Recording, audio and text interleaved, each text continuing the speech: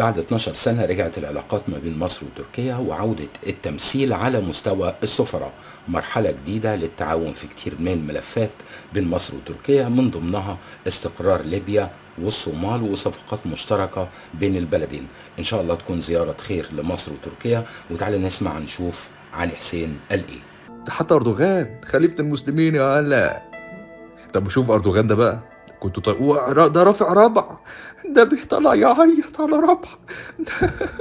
وقال أردوغان لن نتركك يا محمد يا مرسي يا إخوان، مش هنسيبك. أردوغان ده طالع ده هو اللي طالع. أردوغان ده فاكرين كان بيطلع يشتم النظام في مصر وأنت نظام بتنجاني فاشي منقلب، وكان واقف بقى هو ومراته مبسوطين قوي. أردوغان نزل أرض الواقع ورمى الشعارات على جنب. واوعى يالا انت قاعد في مصر او قاعد في اي دوله عربيه، اوعى تسمع لحد يزايد عليك من بره يالا ويقول لك انت شعوب ضعيفه، انتوا ما بتعملوش حاجه.